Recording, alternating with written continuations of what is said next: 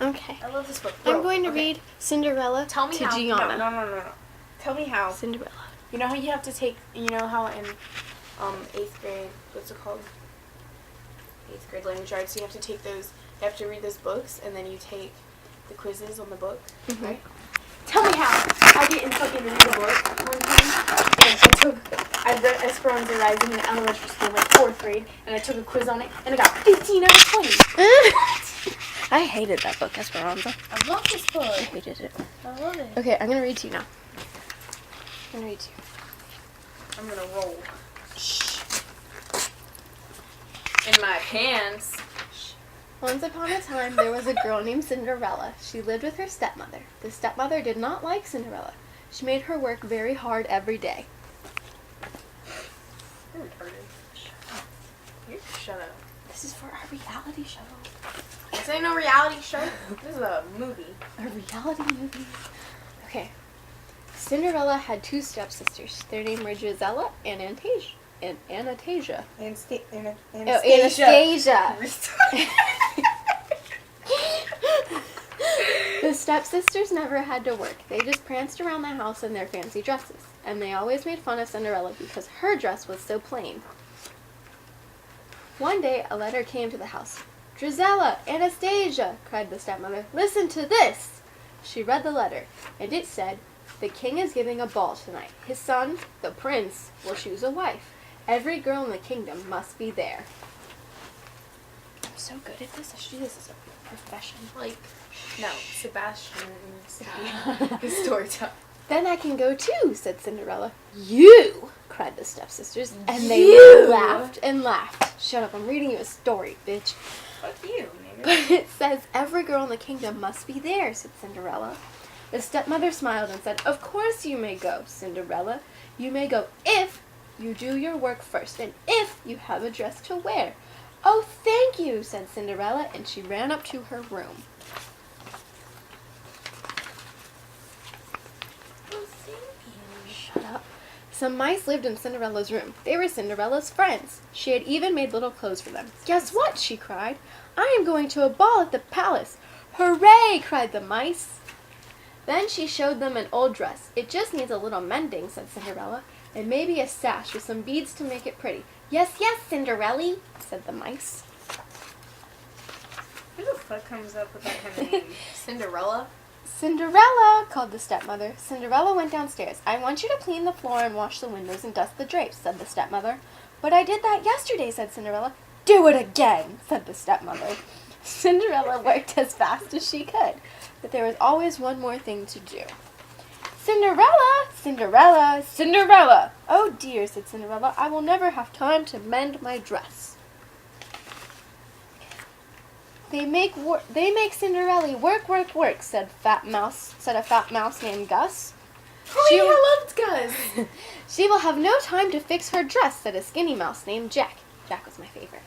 "We can do it," cried the mice. "We can fix Cinderella's dress. Get back here."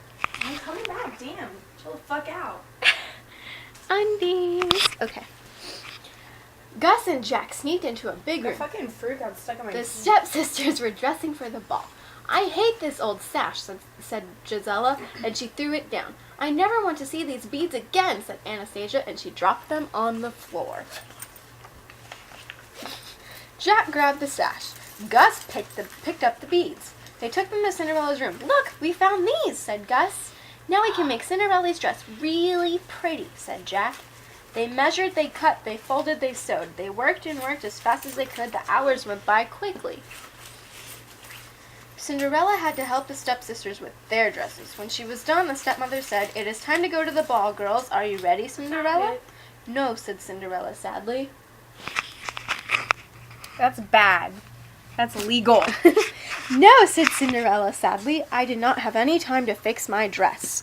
"Too bad," said the She didn't stepsisters. say it very sadly. Shh. No, said Okay. Cinderella sadly. "No," said Cinderella sadly. "I did not have any time to fix my dress." "Too bad," said the stepsisters. "You must learn to work faster," said the stepmother. They watched Cinderella go up to her room. When Cinderella opened the door, she saw something wonderful. Her dress was ready. "Surprise!" cried the mice. "It is the prettiest dress I have ever seen," said Cinderella, and she put it on. Cinderella ran down the stairs. "Wait," she called. "I can go now. I have a dress." The stepmother and stepsisters could not believe dress is their ugly. eyes. I think it's pretty. I "My don't like sash!" green cried pink. Gisela. It's like- "My beads!" cried Anastasia. They ripped off the sash and pulled off the beads. Cinderella's dress was ruined. "Come along, girls," said the stepmother. "The prince is waiting for you." And off they went to the palace. Cinderella was left behind. Oh, gee. Look how sad I she didn't looks. see that coming at all. Look how sad she looks. Oh, she's so Look how cute. sad she looks, you guys. That's so sad. Who the fuck is gonna watch this? You guys? Everyone. Cinderella ran into the garden. The mice ran after her. How did I wish to go to the ball," said Cinderella. How do you- "But it is no use. Wishes never come true." "Never, my dear," said a voice. Cinderella looked up. There was a little woman with a wand. "I am your fairy godmother," she said. "I am here to give you your wish." Hang on. Dang, Sarah, fucking making wind. Oh, What the sorry. fuck? I had to put on my tiara to feel like a princess too. You make Look me at the get my fairy- fucking weed everywhere. Shh! Don't say that word. Put some music on. How do I go? Oh, here. It should be on autoplay. Why the fuck ain't it playing? I don't know. It's being weird. I clicked on it and it won't go. We'll just let it go for a minute. Okay. What's this? Now let me see, said the fairy godmother. "I need a pumpkin and a horse and a dog." "What? Look! They are right here. And yes, I need some mice." When the mice heard this, they began to run, but the fairy godmother stopped them with her wand. Now for the magic words. Bibbidi, bobbidi, boo. I don't even know. She waved her wand. The pumpkin turned into a coach. The horse turned into a coachman. The dog turned into a footman. And the mice turned into white horses. "Now hop in, my dear," said the fairy godmother. "But my dress," said Cinderella. "Oh my!" cried the fairy godmother. "I almost forgot." She waved her wand again. Cinderella looked down. Her dress turned into a white gown. Her shoes turned into glass This smells beautiful. I wish they had air freshener like this. glass slippers. "Oh, thank you," said Cinderella. "They have incense."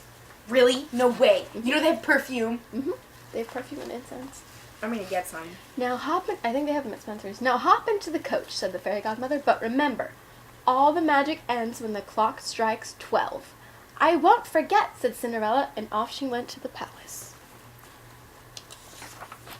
I hate stones. You're supposed to be a little kid. At the ball, the king was complaining. "The prince has met all the girls in the kingdom," he said, "and he has not found one he likes." Why does it say her gown is white when it's really blue? Makes no sense.